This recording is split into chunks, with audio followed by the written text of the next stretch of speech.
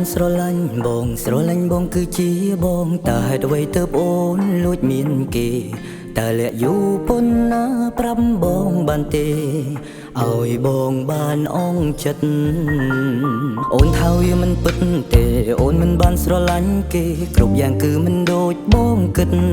រាប់អានគ្នាធម្មតាគេនោះត្រឹមជាមិត្តហេតុអ្វីបងមិនជឿចិត្តអូនតាមទាន់ផ្ទាល់នឹងភ្នែកអូនហ៊ានប្រកាយគិតបងងងពេកទេដឹង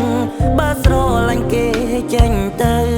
អូនអាចជ្រើសរើសផ្លូវដើរតាមបេងដូងអូនគេជាជនទី3ហើយដោយខ្ញុំមានអារម្មណ៍ថាខ្ញុំជាអ្នកបំបែកបំបាំងស្នេហាគេអូនទៅចង់ថាគេចង់មិនចង់ធ្វើជាមនុស្សអាត្មានិយមប្រហែលខ្ញុំជាជនទី3តាំងពីដំបូងគ្រាន់តែមិនទាន់តាំងខ្លួនគេអាចនឹងយកខ្ញុំសំបេងដូងសំបេងដូងដែលកំពុងឯកា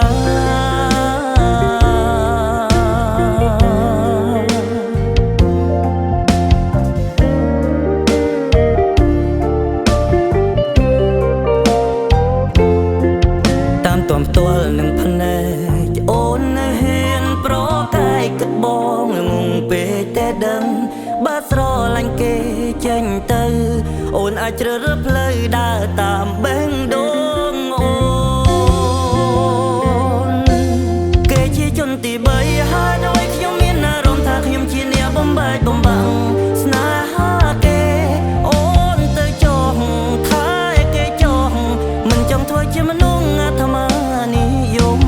ប្រហែលខ្ញុំជាជនទី3តាំងពីដំបូងគ្រាន់តែមិនទាន់តាំងខ្លួនគេអាចនឹងយកខ្ញុំសំ